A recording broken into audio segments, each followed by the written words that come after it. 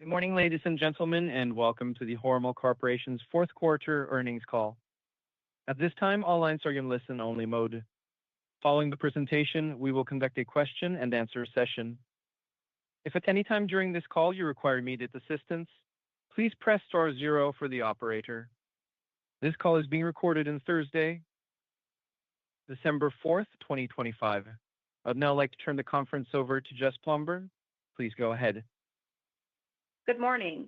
Welcome to the Hormel Foods conference call for the fourth quarter of fiscal 2025. We released results this morning before the market opened. If you did not receive a copy of the release, you can find it on our website, hormelfoods.com, under the Investor section, along with supplemental slide materials. On our call today is Jeff Ettinger, Interim Chief Executive Officer, John Ghingo, President, and Paul Keeneman, Interim Chief Financial Officer and Controller. Jeff, John, and Paul will begin by reviewing the company's fiscal 2025 performance before transitioning into commentary on our outlook for 2026. We will conclude with the Q&A portion of the call. The line will be open for questions following the prepared remarks. As a courtesy to the other analysts, please limit yourself to one question with one follow-up. At the conclusion of this morning's call, a webcast replay will be posted to the Investor section of our website and archived for 1 year. Before we start this morning, I'd like to reference our safe harbor statements. Some of the comments we make today will be forward-looking, and actual results may differ materially from those expressed in or implied by the statements we will be making. Please refer to our most recent annual report on Form 10-K and quarterly reports on Form 10-Q, which can be accessed on our investor website under the Investor section. Additionally, please note we will be discussing certain non-GAAP financial measures this morning.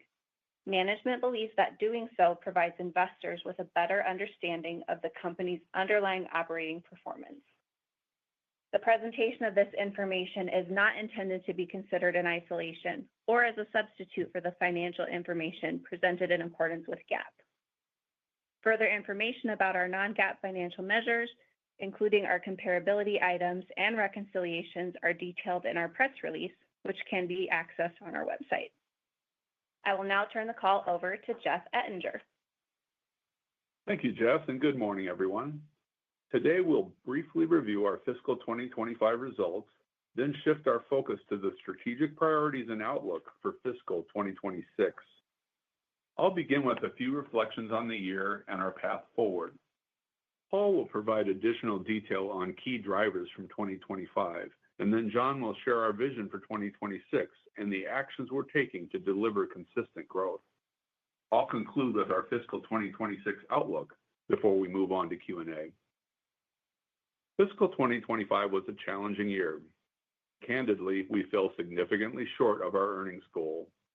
In navigating a dynamic consumer environment, elevated input costs, and some unexpected setbacks, our bottom-line performance was disappointing. On the other hand, net sales exceeded $12 billion, representing 2% organic growth over the prior year, and supported by gains across all three segments. We delivered 4 consecutive quarters of year-over-year organic net sales growth. This demonstrates the strength of our protein-forward portfolio. In the retail segment, our leading brands continue to hold number 1 or number 2 share positions in over 40 categories. Brands such as Jennie-O, Applegate, Holy Guacamole, and Spam contributed strong growth for the year. Importantly, the Planters brand grew net sales year-over-year, despite first-half pressures arising from last year's production disruption. Collectively, these brands represent a wide range of consumer preferences, diverse value propositions, and eating occasions. Profitability was pressured across the retail segment, and this decline is reflected in our segment margins. Input cost pressures, driven primarily by heightened commodity costs, had a challenging impact across our broad retail portfolio in 2025. The food service segment continued to outperform the broader industry by leveraging our direct sales team, operator-driven innovation, and diverse channel presence. Our top-line strength was wide-ranging across many brands and categories, including the Jennie-O turkey portfolio, fire-braised meats, cafe-aged globally inspired proteins, branded pepperoni, and branded bacon. These products all showcase the premium protein-centric offerings that operators desire. The broader industry, however, experienced traffic declines and did not grow as expected. This, coupled with higher input costs, tempered the food service segment's 2025 results. The international segment's results highlight the importance of having a balanced portfolio, as some geographies outperformed while others lagged. Our China business was the biggest contributor to the international segment's top-line performance in fiscal 2025, and it achieved strong bottom-line performance as well. Our branded export business saw a strong top-line performance, though commodity input costs and trade disruptions weighed on profits. The Brazil market was challenged for us this year and negatively impacted the international segment's ability to deliver on our growth objectives. At the total company level, our Transform and Modernize initiative played a critical role in offsetting a portion of the margin pressures we faced in 2025. We advanced many strategic pathways under the program, including expanding our distribution network, closing or reallocating product from multiple facilities, and advancing our data and process maturity. Much of the work we completed is laying the foundation for growth in future years. Late in fiscal 2025, we completed an extensive review of all administrative expenses. We made the decision to reduce some of our corporate positions and layers within the organization. This effort resulted in the reduction of approximately 250 corporate and sales positions, representing around 9% of this group. We also addressed the ongoing cost of benefits by making changes to certain programs. While these decisions are never easy, we believe these actions were both needed and responsible. We will also take the opportunity to allocate some savings from this work to reinvest in other areas, such as new capabilities and enhanced support of our growing brands. We believe we are coming out of fiscal 2025 with a conviction to win and in a position to grow. Paul Keenan will now provide a deeper look at our full year and fourth quarter financial performance. But first, I'd like to introduce Paul to our investor community and congratulate him on his new position. Paul stepped into the role of Interim Chief Financial Officer on October 27th, and he brings more than 30 years of experience at Hormel Foods, including his ongoing role as Corporate Controller. He is a deeply respected leader with a strong command of our business. I am confident you'll find Paul's insights valuable, and I look forward to you engaging with him more closely. With that, I'll turn the call over to Paul.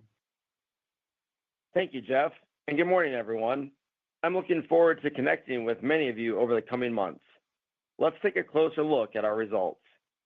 As Jeff mentioned, net sales exceeded $12 billion for the full year of fiscal 2025. Top-line strength continued in the fourth quarter as total company organic net sales grew 2% compared to the prior year. Profit was challenged this year, and value-added growth was more than offset by year-over-year margin pressures related to higher commodity input costs, supply chain impacts of avian illnesses, and some discrete items, each of which I'll dive deeper into. As previously shared, persistent inflation in key commodity inputs exceeded our expectations and remained elevated compared to prior year levels. Specifically, we experienced over 500 basis points of raw material cost inflation during the fourth quarter alone. For the fiscal year, pork bellies increased approximately 25%. The pork cutout rose about 10%, and pork trim increased approximately 20%. Beef remained a significant inflationary pressure across the industry throughout the year. With respect to turkey, as you'll recall, early in fiscal 2025, we were impacted by avian illnesses across our turkey supply chain and the broader industry. Decreasing turkey supply in the industry had the compounding impact of higher commodity prices. In the fourth quarter, we saw the return of HPAI cases, especially across the Midwest. Collectively, these developments caused challenges during fiscal 2025, and we anticipate continued turkey supply constraints through the first half of 2026. As we previously discussed, we took pricing actions at various times during fiscal 2025. However, due to the timing of some cost inflation, we could not fully offset the margin impacts within the fiscal year. In addition, two unfortunate events took place during the fourth quarter: a chicken product recall and a fire at a Little Rock facility. Taken together, these events represented approximately 3 cents of negative EPS impacts in fiscal 2025. The benefits from our Transform and Modernize initiative helped to offset some of these margin pressures in fiscal 2025. We ended the year having delivered benefits within our stated range and are proud of the capabilities this growth initiative has generated for our company. As we move to SG&A, marketing and advertising spend was lower compared to last year. This was a decision to prioritize efficiency in a challenging cost environment. Importantly, although we reduced spending, we remained focused on leveraging more targeted programs to support our brands. Other adjusted SG&A expenses increased during the year, driven in part by higher employee and external expenses. As we previewed in our fourth quarter business update, we recorded non-cash impairment charges in both our international and retail segments as part of our year-end financial closing process. The international impairment totaled $164 million and was related to a minority investment in Indonesia, an investment that remains both valuable and strategically important to us. Our retail segment impairments were $71 million, primarily related to our snack nuts business. We remain confident that our investment thesis is intact, and we are still excited about the snack nuts category and the protein diversification within our portfolio. Operating income for fiscal 2025 was $719 million, and adjusted operating income was just over $1 billion. Operating margin was 5.9%, and adjusted operating margin was 8.4%. The effective tax rate for fiscal 2025 was 28%, which was impacted by our fourth quarter minority investment impairment. For the full year, diluted EPS was 87 cents, and adjusted diluted EPS was $1.37. For the fourth quarter, we recognized a diluted loss per share of 10 cents. Adjusted diluted EPS was 32 cents. We recognize these results are well below our initial expectations for the year, but as Jeff mentioned, we have laid a solid foundation for a return to growth in fiscal 2026. I'd like to touch on a few other financial priorities for the fiscal year. We closed the year in a strong financial position with ample liquidity and a conservative level of debt. Cash flow from operations was $845 million in fiscal 2025, and inventories at fiscal year-end were $1.7 billion, an increase of $171 million from the beginning of the year. Capital expenditures were $311 million in fiscal 2025. We invested in high-priority businesses with capacity expansions for Hormel Fire Braised and Applegate products. Our investments also advanced data and technology, people safety, and animal welfare. Finally, we invested capital in our Jiaxing, China facility to support growth. In fiscal 2025, we returned a record $633 million to our shareholders in the form of dividends, including our 389th consecutive quarterly dividend. We recently announced an increase to our quarterly dividend of 1%, raising the implied annualized rate to $1.17 per share for fiscal 2026, making Hormel Foods one of the distinguished dividend aristocrats with 60 consecutive years of dividend increases. Finally, this year marked our second safest year on record, following a historic achievement in 2024. I'm incredibly proud of our team members for their commitment to people safety, keeping it front and center every day, and making it a core part of how we operate.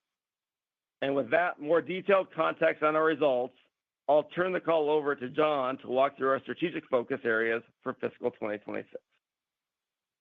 Thank you, Paul. In fiscal 2025, our protein-centric portfolio demonstrated strength with consumers.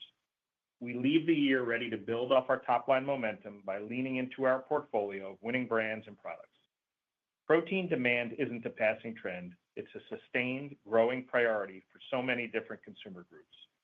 Hormel Foods is excited to lead the way, delivering real protein solutions for everyday occasions. As we turn the page to 2026, we have every reason to be confident. We are focused on winning in attractive consumption spaces by positioning our brands and innovation where they have the most significant opportunities and prioritizing our resources to fuel growth. Hormel holds a truly unique position in the food industry, an advantage we've built over many years. We have a balanced protein-centric portfolio with broad capabilities to create value and win with proteins. This, coupled with our extensive reach across retail and food service channels, provides a strategic advantage that we believe is compelling and unmatched in today's industry. We've evolved from a meat company into a consumer-focused company. But unlike other consumer food companies, we are the consumer company that wins with protein. We deliver winning protein solutions for breakfast, lunch, dinner, and every snack in between, at home or away from home, animal-based or plant-based, whether you're cooking or someone's cooking for you. Hormel is ready to provide great-tasting solutions aligned with some of the most enduring consumer trends in the food industry: ease and convenience, flavor experiences, and the growing desire for more protein. Today, I'll share 3 focus areas that will guide us in 2026. The first focus is consumer obsession. We already have a strong foundational understanding of our consumers and operators, but in 2026, we are taking that a step further. We are actively listening, learning, and anticipating to better understand the challenges and aspirations of our consumers and operators, all so we can better design solutions and experiences that uniquely meet and even exceed their needs for food occasions. We have great examples of how we have already put this framework into action. Take our bacon platform as an example. We've spent many hours in the kitchens of our consumers and operators understanding their pain points. We uncovered a clear insight. People love bacon and want to consume it more often, but they want it to be as effortless as possible to prepare. This insight led us to innovations that make bacon easy in any kitchen.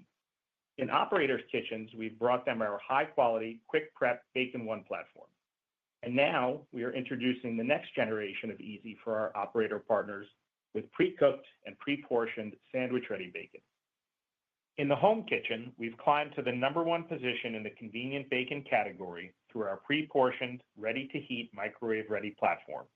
And we are now building distribution on the next iteration of making bacon easy at home with our oven-ready bacon platform, an innovation that all but eliminates the cleanup with a disposable oven tray. Grounded in real consumer insights, we're making sure bacon is accessible and easy for all. Through deep engagement with consumers, we've uncovered another key challenge. Finding better-for-you, convenient, and versatile meal options is harder than it should be. We've listened closely to those who struggle with this tension, and as leaders in protein, we have been able to provide a range of easy meal solutions made possible by our leading portfolio in ground turkey. Our Jennie-O marketing program presents and offers varied meal solutions that are rooted in meeting consumers' mealtime needs for lean, satisfying protein options that are easy to plug into daily life. And we see plenty of opportunities to do even more to aid consumers during mealtimes with our leading Jennie-O brands and relevant turkey products in the future. These successes show how our consumer obsession can drive real marketplace leadership, and this is only the beginning. Throughout the year, you can expect to see these insights come to life in bold, tangible ways as we continue to execute and accelerate growth by looking at the world through the eyes of our consumers and operators. Building on these consumer insights, our second focus is taking our brands beyond boundaries by breaking out of their traditional categories and unlocking new growth. We are stretching our brands to their full potential by leveraging their protein advantage and unlocking big, wide-open marketplace opportunities. Protein can play an even broader role throughout the day, across different occasions and channels, and we are stepping into these growth opportunities with our protein-centric portfolio. Take our Spam brand as an example.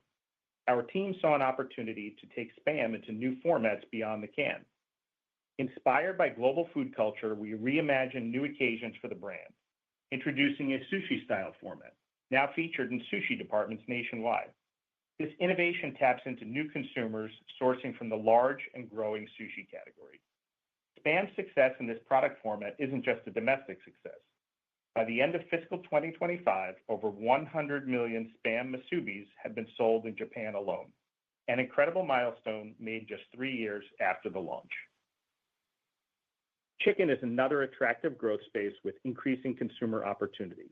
And as a protein-centric consumer company, we are thinking bigger. Our innovative mindset and strong extendable brands allow us to follow consumer demand and deliver the experiences they crave.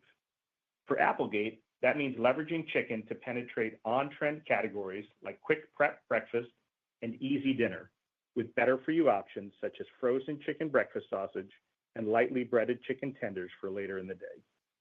In food service, we're building on the success of our Flash 180 platform. Beyond the chicken breast, we're tapping into the growing demand for chicken tenders and chicken sandwiches by providing operators with a customizable solution that simplifies their back-of-the-house operations.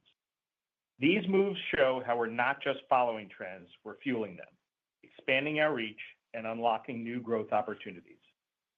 The third focus is becoming future-ready, rooted in some basic principles so we can focus on our company premise, nourishing protein solutions. We are simplifying our company, and we are renovating ourselves. Portfolio reshaping is a priority. We are focused on strategic categories and brands with long-term growth potential and have made deliberate decisions to simplify. We recently announced plans to move the Justin's business into a strategic partnership to enable its best path forward. We also recently exited certain private label product lines, and we announced the closure of a non-strategic soup stock operation to simplify our supply chain. For internal renovation, we are committed to advancing our data, technology, people, and processes. One exciting example is how we are utilizing AI to accelerate and improve our marketing. For Skippy, our team leveraged generative AI to create over 25 high-quality, seasonally relevant pieces of content in a single day, a game changer for creating impactful content at scale. These assets are now powering engagement through the critical holiday season. This is only the beginning of how we're leveraging AI to boost efficiency and unlock creativity across our brands. Beyond marketing and innovation, we're implementing AI-enabled tools like O9 and streamlined processes such as integrated business planning, transforming how we plan and make decisions every day. Enhanced data access, cutting-edge technology, and modernized workflows are reinventing nearly every aspect of our business, across all aspects of our supply chain, to cross-functional collaboration, and all the way to the physical and digital shelf. This includes new tools leveraging data and analytics for areas such as pricing, revenue growth management, real-time portfolio management, and assortment optimization decisions. The focus areas I described are underway now, though we understand our efforts must translate to margin expansion and sustainable, profitable growth. We believe this strategic path sets us apart in the marketplace. By better meeting the needs of our consumers and operators with our unique and potent protein-centric portfolio, we have the opportunity to deliver consistent, profitable growth. With that, I will turn the call back over to Jeff to click into our 2026 outlook and assumptions. We said on our third quarter call that our goal is to return to the algorithm of 2 to 3% organic net sales growth and 5 to 7% operating income growth. These goals are intentionally ambitious, but are grounded in the strength of our portfolio and take the broader food industry environment into consideration. We are providing fiscal 2026 guidance with a slightly wider range than our growth algorithm. This approach accounts for the dynamic current environment and supports our flexibility to navigate near-term volatility while remaining firmly focused on the strategic priorities John just outlined. Let's turn now to our guidance and the key assumptions behind it. In fiscal 2026, we expect organic net sales growth of 1 to 4%. As John discussed, we think our protein-centric portfolio, coupled with our demonstrated strength and presence in both retail and food service, puts us in an advantaged strategic position going forward. We already saw momentum on the top line in fiscal 2025 and plan to build on this momentum in fiscal 26 through enhanced marketing support. In fact, a number of these campaigns are already underway, as the holidays are a key season for many of our strategic brands. Our guidance also accounts for pricing actions across our portfolio. The steep increases in input costs in the summer and fall of 25 precipitated two waves of pricing actions on many products, and the realization of the second wave will allow us to restore more balance with these inflated costs. In fiscal 2026, we expect adjusted operating income growth of 4 to 10% and adjusted earnings per share to be in the range of $1.43 to $1.51 per share. Regarding key input cost assumptions in our outlook, we expect pork input costs to decline compared to fiscal 2025, but still remain above the 5-year average. Beef costs remain high and are expected to be a headwind throughout fiscal 26, and nut costs are anticipated to be elevated from the prior year as well. We also expect to see stronger turkey markets in fiscal 26. Gross margin expansion is expected to be driven by a variety of levers, including mix improvements, the wraparound pricing benefits that I just mentioned, and productivity from our Transform and Modernize initiative. I want to be clear about our intentions with regard to the Transform and Modernize initiative. Our efforts will continue in fiscal 2026. However, we do not plan to report T&M savings separately going forward. We believe its financial benefits will be spread in supporting our enhanced marketing programs, offsetting some of the continued inflationary pressure, and allowing us to expand margins, and this is all accounted for in the range of our guidance. Regarding SG&A, as I shared in my opening remarks, our recently announced corporate restructuring, designed to support strategic priorities and long-term growth, is expected to result in savings in non-advertising spending in fiscal 2026. We expect each of our segments to deliver both top-line and segment profit growth in fiscal 2026. And for further segment guidance information, please refer to our supplemental slides on our investor relations website. From a cadence standpoint, we expect Q1 earnings to decline compared to prior year, mainly due to timing of the impacts of pricing, commodity input costs, and some lingering impacts from our fourth quarter. We believe our full-year guidance range is achievable and realistic. It demonstrates the value of our balanced protein-centric portfolio and positions us for sustainable long-term growth. With that, I will turn the call over to the operator to begin our Q&A portion of the call, and we look forward to your questions. Ladies and gentlemen, we will now begin the question and answer session. If you have a question, please press star followed by the number 1 on your touch-tone phone. You will hear a prompt that your hand has been raised. If you would like to withdraw from the polling process, please press star, then the number 2. If you are using a speakerphone, please make sure to lift your handset before pressing any case. Your first question comes from the line of Michael Lavery from Piper Sandler. Please go ahead. Thank you. Good morning. You touched on some of the cost expectations and how the T&M initiatives would be continuing and some of the other administrative savings, but could you maybe just unpack guidance a little bit further and give us some of the key puts and takes to keep in mind and just how to think about peeling that onion a little bit further? Sure, Michael. Thank you very much. This is Jeff Ettinger answering. So we'll start on the top line where we said we expect organic net sales growth of 1 to 4%. We already have substantial momentum on the top line, and with all 4 quarters last year generating top line growth and driven by all 3 segments, and expect that kind of momentum to continue. As John described, we think our protein-centric portfolio, coupled with our presence in both retail and food service, puts us in an advantaged strategic position. In terms of other specifics that will help the top line in fiscal 2026, we'll be benefiting from the pricing actions that have already been taken place, but some of which kind of roll in Q1 or at the very beginning of Q2. And then we also will have enhanced marketing support, and we've been on air already supporting many of our key brands. When it comes to the bottom line, we've guided to adjusted operating income growth of 4 to 10% with a midpoint of a 7% growth in fiscal 2026. We have taken several steps to help our bottom line performance catch up with our top line momentum. So first of all, there is that pricing flow through, which will better match up with costs as the year goes on. Secondly, we expect to drive mix improvement, and the marketing focus will help us to do that. Third, we do expect continued benefits from the T&M program. Fourth, we have the savings from the restructuring work, and I'm sure we'll be able to provide more details about that in further questions on the call here this morning. And then lastly, we do expect some relief from pork costs, and particularly in the second half of the year, although we're still facing some headwinds in beef and nut costs. So overall, I guess our theme is we believe our guidance is realistic and achievable and demonstrates the value of our balanced protein-centric portfolio. That's helpful. Great color. And could I just add a follow-up on portfolio reshaping you touched on in the prepared remarks and gave a couple examples.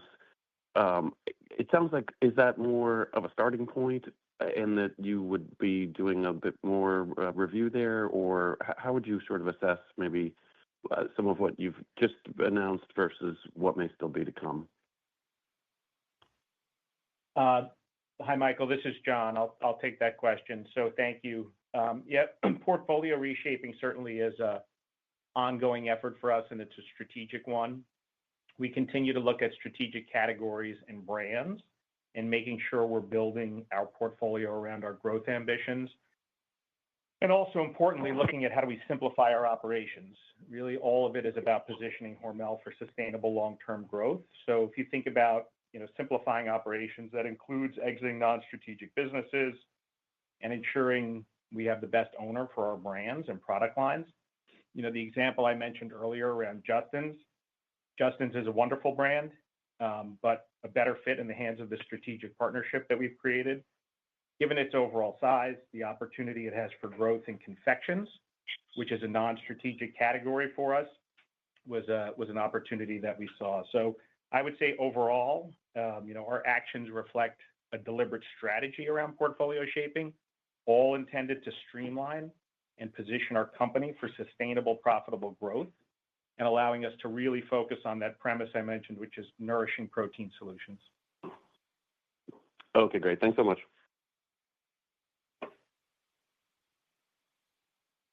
Your next question comes from the line of Tom Palmer from JP Morgan. Please go ahead.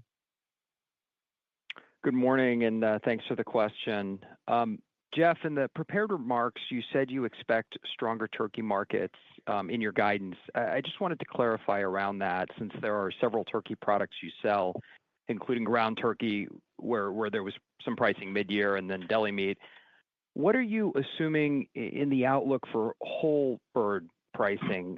Spot price is obviously up quite a bit, but I think you still have contracting to finalize over the coming quarter or so. I think at times, you guys have indicated it might be too early to embed much change in guidance until you start to capture it in contracts. Thanks. Okay, so this is John. Tom, I'll jump in on that one and just talk turkey a little bit. I'll kind of pull back overall on turkey in general for us and kind of come down to some of the areas you're touching on.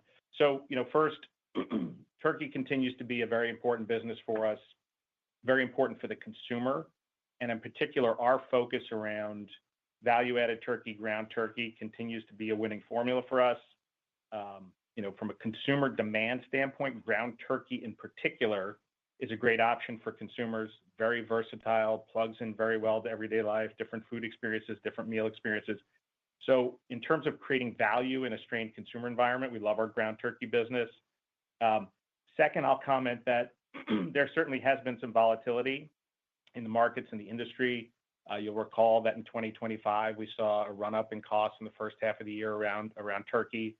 In our supply chain, we said we needed to take price. We did that. We implemented pricing actions in the back half based on that inflation that we saw. We actually weathered that pricing well on our ground turkey business, driving both top-line growth, market share improvements, and profit recovery. So we're managing the volatility well. I would say coming from a position of strength with Jennie-O, as we support the brand well, serve our customers well, is absolutely critical. That being said, the markets have continued to fluctuate. Certainly, that does impact our pricing. And coming to your point around whole birds in particular, I would say, our guidance or expectations for the year include somewhat elevated whole bird prices throughout the year. Although I will point out, to your question, it's early and very little is settled at this point in terms of the market. We still need to see sell-through from this holiday season as one factor in that. So, that's the position of where we're at now. And again, from an overall standpoint, we love the turkey business. Consumers looking for lean protein. Our ground turkey business continues to be a winning business for us that we're going to drive. Great. Thanks for that. And then maybe this question will catch you off guard, but I wonder if you might share a bit of the expected savings from your restructuring work. Yeah, hi, this is Jeff. I didn't answer your last question, so I owe you this one, right? So as we talked about, we made the difficult but responsible decision to reduce expenses, ultimately resulting in a 250 position workforce reduction, which is about 9% of our corporate and sales group. Significantly, the other aspect of this that we focused on was really making sure we had the right organizational structure going forward. We were able to reduce layers in many areas, and we also targeted expenses, including certain benefit programs. This work has resulted in meaningful savings and will free up capacity for growth objectives and our company initiatives. We designed the program to deliver gross savings in the range of 2 to 3 times our expected cost to implement, and we expect that the payback timing will be quick within the first 12 months. Although in terms of quarterly cadence, it doesn't really kick in until the beginning of the calendar year, so the first 2 periods of Q1 really don't have this benefit. I also want to point out that you won't see all of this flow through as a direct reduction in SG&A, because some of these gross savings are being reinvested in people and in brands and technology. Some of the benefit actually gets reflected in cost of goods instead of SG&A, and some will cover incentive resets. Let me also pass over to Paul to give you a little more specific for modeling purposes. Yeah, great. Thanks, Jeff. All in, the work we've done for SG&A has allowed us to anticipate adjusted SG&A as a percent of net sales comparable to the prior year, inclusive of meaningful step-up in marketing and advertising investments. Maintaining prior year rates of spending while reallocating resources to what will drive our brands and company forward in the best way is an important lever to our growth story for fiscal 26 and beyond. Great. Thanks for the details.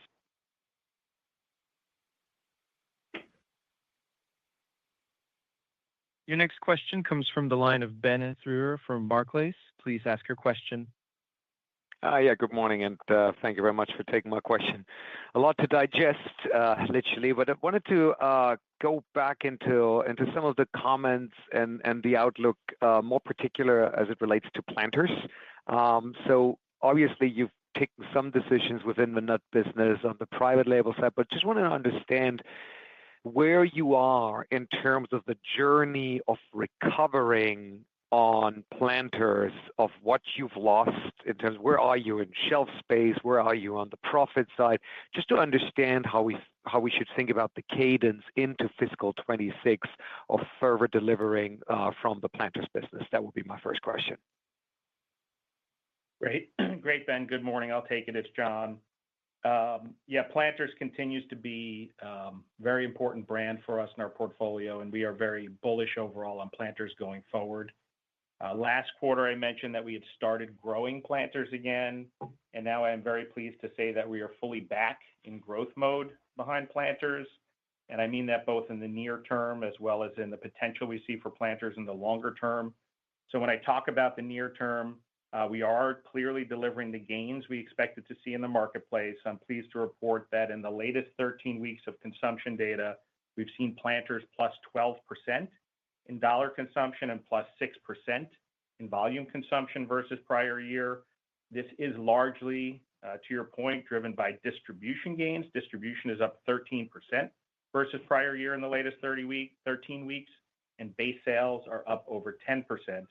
So the specific question around distribution, our distribution recovery is just about complete at this point. We are nearly all the way back to where we were prior to the supply disruption, and we are gaining share in the growing snack nut category. I also mentioned last quarter that our top line momentum is good. Our consumer recovery is on track, but our profit recovery has been somewhat hampered That continues primarily driven by mix shifts related to consumers trading out of cashews. You may recall that last year cashews saw significant price increases that were precipitated by commodity inflation. We love the fact that we have a brand and an equity with the Planters franchise that's big enough to keep all those consumers in the franchise as they trade among nut types, but that does drive some mix implications for us from a profitability standpoint. So as we go forward, we'll continue to build on that top line momentum. We are going to begin lapping that cashew pricing in the second quarter of 2026. And, we are adjusting our go-to-market plans to take advantage of our broad portfolio to drive more favorable mix. And we continue to focus on, our three-part plan that we've talked about before: attracting consumers to the brand, stepped up communications and advertising, strong in-store promotions, increased focus on our exciting innovation that's proven to be highly incremental to the brand and the category. And we just continue to love Planters as a snacking platform. As consumers are migrating to snacks with substance, snacks with protein, we love the fact that we have this leading brand in that space. Okay, perfect. And then second, obviously you've done a lot. We had some impairment charges within your international business, which you've highlighted was Indonesia related. But within international, you called out the dynamics in Brazil, the challenges down there. So we know it was a venture. It was a relatively small business, but given some of the initiatives you're doing in terms of portfolio review, we've seen the Justin's thing. There's a lot just going on. So how should we think about the venture in Brazil? Is that still part of you want to be there, or is that something you would be open to put up for sale to literally have an even cleaner story maybe on the international business with more of a focus in Southeast Asia, and not so much with a venture as well in Brazil that has been causing, I guess, more headache than smiles. So just your takes on Brazil, that would be appreciated. Yeah, sure, Ben. It's John. I'll take that one too. Look, I would say, just a couple of general comments about our international business. Number one, our China business does continue to perform very well for us. That is a strategic priority. It's a focus. Two, we have seen good success on our branded export business, headlined by Global Spam. That continues to do very well for us. To the questions around, what's held us back, certainly, there are parts of the export business in terms of more commodity type products that have been more of a struggle recently. And then Brazil for sure has been a drag, in terms of our overall performance. To come to your question around portfolio, certainly, my earlier comments where everything is under review, we do continue to look at our portfolio in total for what makes sense, what doesn't, and we'll continue that process as we go through 2026. Thank you. Perfect. Thanks, John. Your next question comes from the line of Heather Jones from Heather Jones Research. Please go ahead. Good morning, and thanks for the questions. I guess I wanted to start with the assumptions on raw material input cost, specifically pork. So it seems like the recovery and productivity for the industry from disease is trending above expectations, and we're set up for decent supply growth in 26. So I was just trying to get a sense of, you said above the 5-year average, but below 25, but was just wondering if you could give us a little more detail as far as like how you're thinking about the year-on-year decline in raw materials, particularly given how much bellies and trim have already retrenched from the summer highs. Yeah, thanks, Heather. This is Paul. As the first quarter has begun, pork, trim, and beef remain at a headwind year over year, like you mentioned. We have started to see some year-over-year relief in bellies. We have announced also targeting pricing actions to address the markets. And food service, there's no changes to our pricing. We do have beef and nut headwinds as we look at the full year of fiscal 26 in our guidance. And then to your point, improving pork benefits in half two is kind of what we've modeled internally. If I could add, Heather, this is Jeff. Just kind of a further response to your question. there's modeling for the whole year that obviously we need to do. But one of the things I think we've realized over the last 3 to 4 months is we really need to be more real-time responsive to changes in market. So in response to this heightened market volatility, we're refining some of our processes to drive greater agility in forecasting and managing commodity risk. One example would be we're going to couple our external forecasting sources with some of our real-time internal knowledge about factors affecting the commodity market. So, we can predict what we think will happen in H2 and how much recovery there is, but we need to be better than reacting to what really goes on.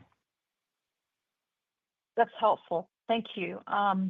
My second question is just, you have a number of tailwinds going into 26, whether it be potentially lower raw material costs in pork, the turkey markets, the lapping of, non-recurring things.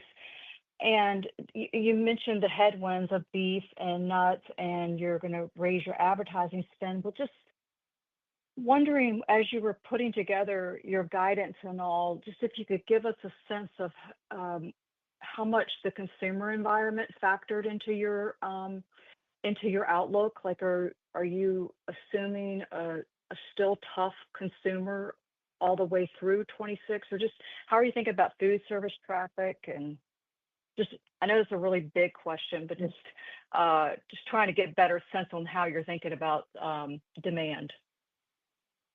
So it's so big, Heather, it's going to take two of us to answer it. So I'll start, and Jeff, and then John will talk about the consumer. I do want to give a little more color to all of you on the call today about cadence. So we do expect Q1 earnings to be pressured still compared to last year. And we're actually looking at probably 2 to 4 cents below a year ago as a realistic range, because we still have spillover effects on the bottom line in terms of the pricing actions. They're not all fully implemented in Q1. In terms of the commodity input costs, as you correctly point out, they started to come down, but they do remain elevated. We have some turkey supply issues still from the turkey illness issues. As I mentioned a minute ago, we have the timing of the SG&A benefit, which will help us through the year, but not particularly in Q1. So although we expect Q1 earnings to be pressured compared to last year, we then are confident in our growth guide for the remainder of the year, but it does pull down the full year in terms of how that factors in. On the consumer side, John? Yeah, so thanks, Heather. I'll talk a little bit. I mean, I think the consumer environment, I would still say the consumer is quite strained. Feeling the cumulative effects of inflation, feeling some of the uncertainty in the macro environment, consumer sentiment remains quite low. So as we look out to 2026, I mean, we are factoring that into our guidance, meaning we expect the consumer to continue to exhibit value-seeking behavior throughout the year. We believe our portfolio is well positioned to provide value in a number of different ways. From a food service perspective, aligned with external forecasts, we expect flat to little growth in the food service industry in total. But again, we love our solutions-based portfolio. We love our food service model in terms of the channel diversification we have across small and large, across different types of channels, across commercial and non-commercial. So we love our channel resilience. We love our direct sales force. We love the types of solutions we provide to operators who value our partnership, even in difficult times when traffic is down.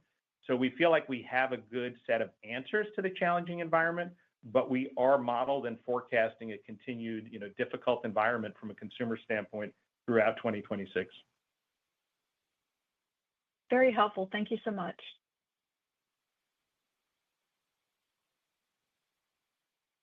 Your next question comes from the line of Pooran Sharma from Stephens.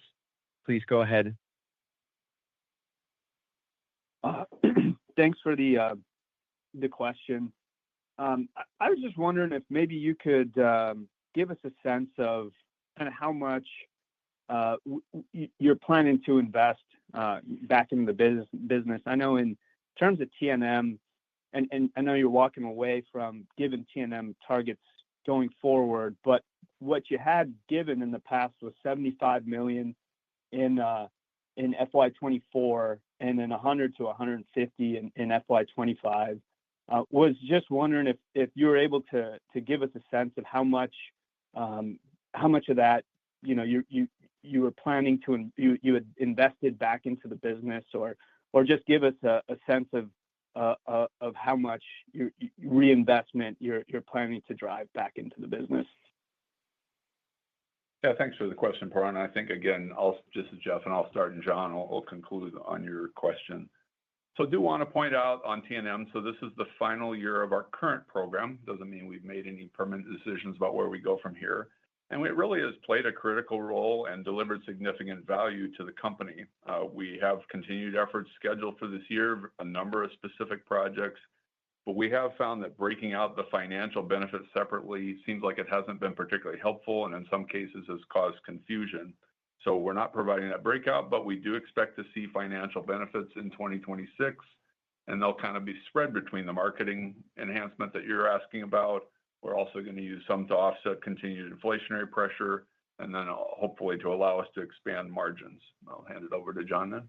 Yeah, good morning, Paran. So, in terms of how we're thinking about that reinvestment behind our brands, we're spending largely in a concentrated way behind our focus brands. There's a couple of points to that. One is think about our brands like Planters, Spam, Jennie-O, as well as critical innovation that we know is important in the market to deliver that value for consumers right now.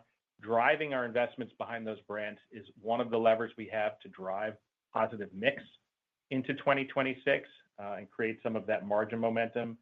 Second, I will say on those businesses, we do have a very good handle and analytics around return on investment behind those marketing investments.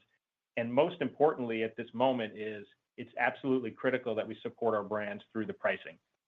We know that the consumer is strained. We know that we've taken multiple waves of pricing that we've talked about.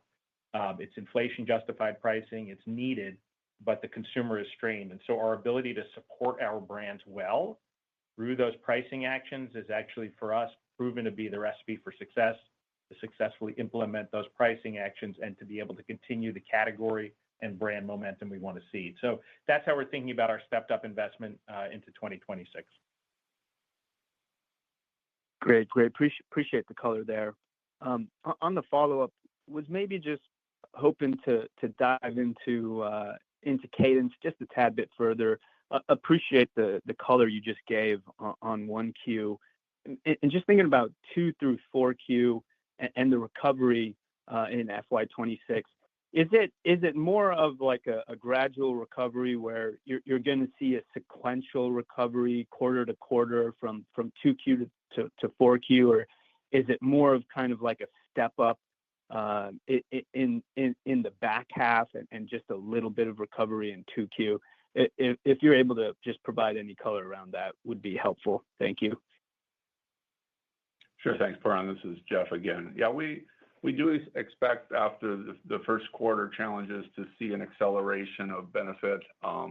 Realistically, as you get to Q4, you're now against a quarter that, as we talked about, had $0.03 of one-time incidents. And so, that clearly should be a more beneficial quarter. So the middle ones will be more modest increases, and then the Q4 should be more substantial. Great. Thank you very much. Your next question comes from the line of Leah Jordan from Goldman Sachs. Please go ahead.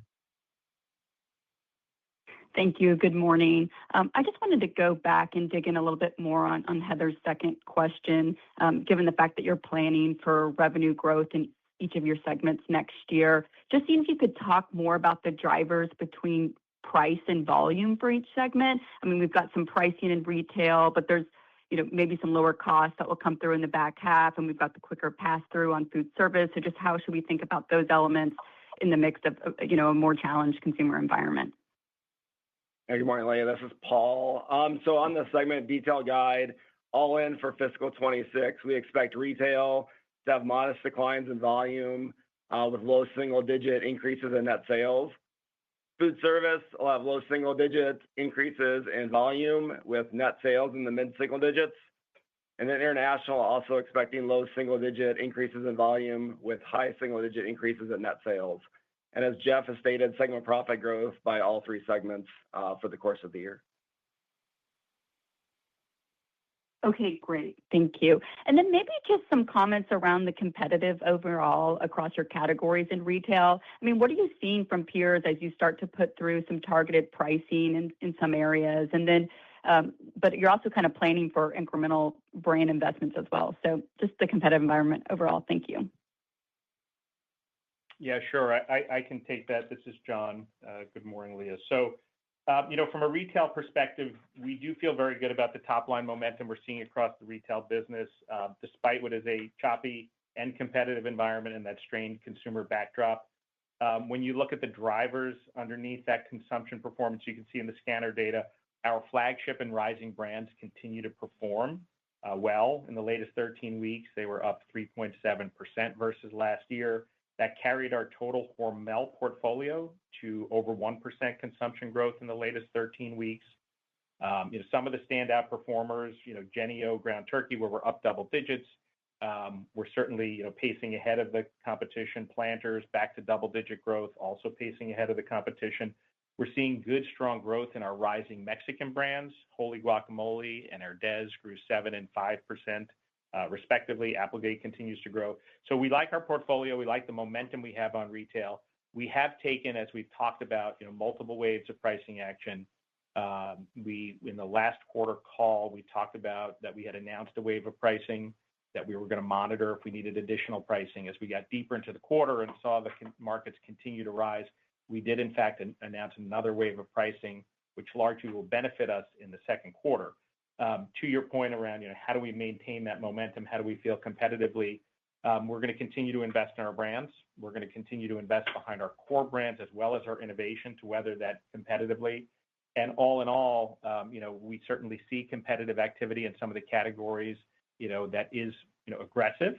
But we feel like we have, good differentiated positions. We know where our growth is needed to come from, and we're going to continue to invest in those spots. Very helpful. Thank you.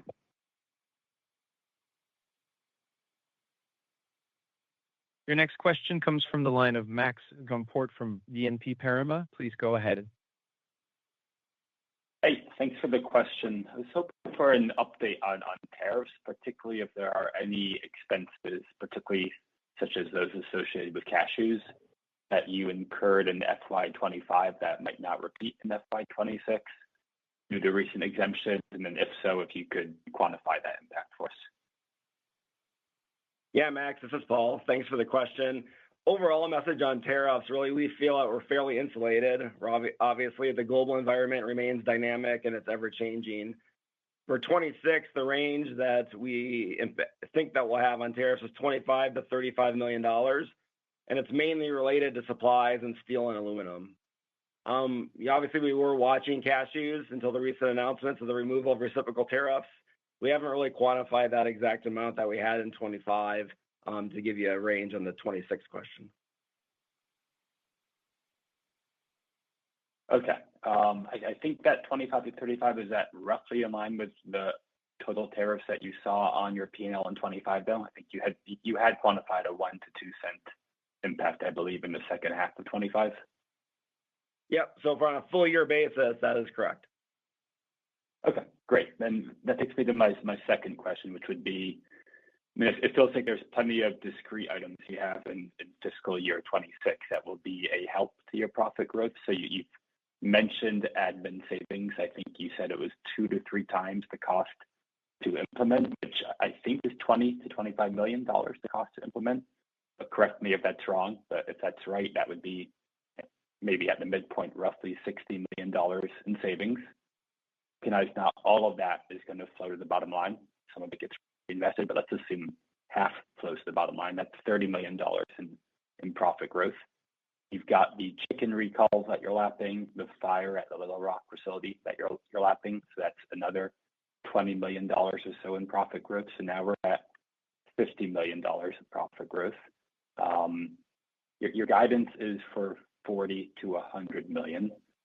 And we've also got a benefit coming from T&M, again, some of which gets reinvested, but some of which flows to the bottom line, and then whole bird turkey pricing. So I was hoping just to get a bit more color on sort of what am I missing? What's dragging you down? Is it other forms of inflation like on beef and nuts?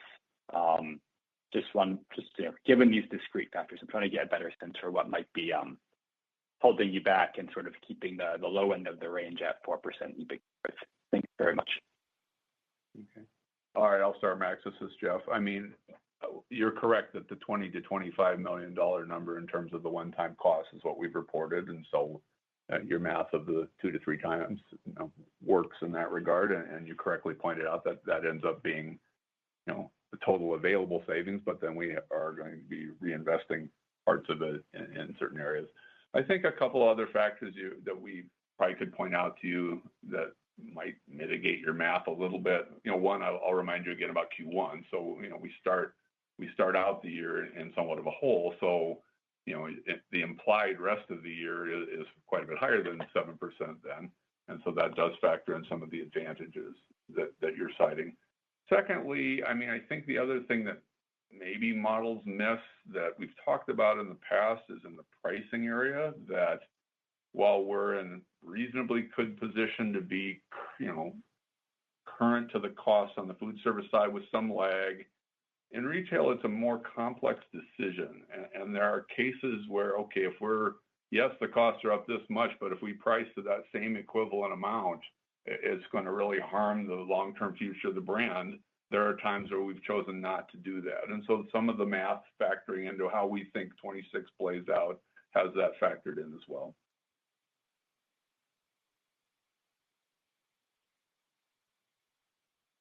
Got it. Thanks very much. Appreciate the color.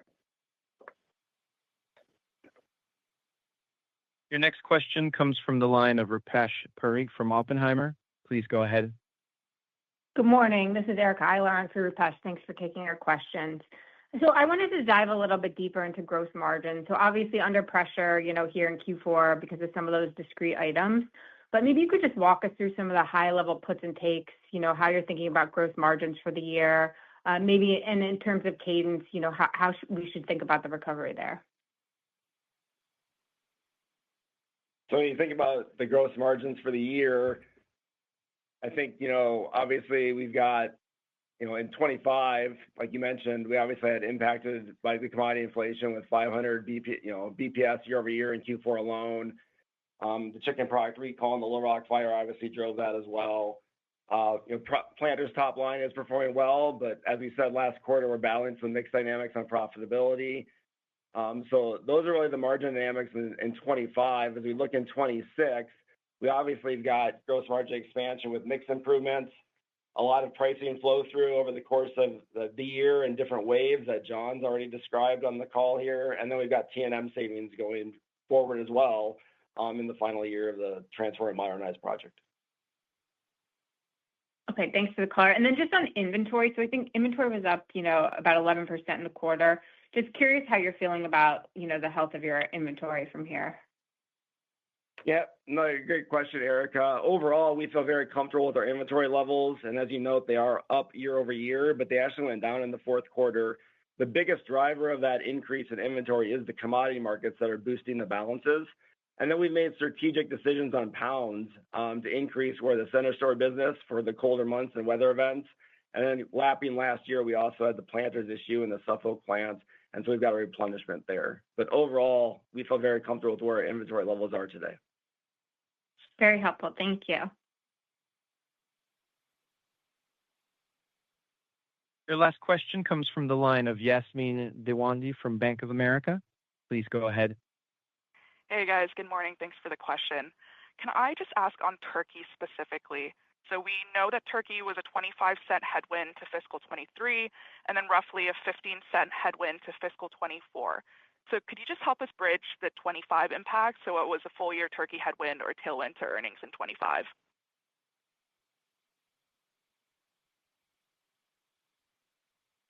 So good morning, Yasmin. Just to give you a little bit of color on turkey. So, I mean, in general, we saw a lot of, I'll say, increased costs in turkey in 2025. We were able to land on our ground turkey business the pricing we needed to cover that. In terms of, how that played out for the year, those first half pressures really hit us quite hard. And we were able to, balance that back in the second half and offset those first half headwinds with the improved results in the back half. In terms of whole birds, they did come in somewhat better than expected compared to our original outlook from fiscal 2025. But it was, obviously a very, I'll call it volatile year on turkey, and we weathered it quite well from a competitive standpoint and the recovery in the back half of the year. All in, it was a benefit in 2025. Okay, great. That's helpful. Thank you. And then on raw materials inflation, you had said last earnings that I think 3Q was roughly 400 bips. How much was it in 4Q, and how should we think about it in 26 on a quarterly basis, given there's typically some seasonality there? Yeah. Thanks, Yasmin, for your question. In quarter four was the 500 basis points of raw material cost inflation during the fourth quarter. The second part of the question, I direct you to Jess and having more internal discussions there.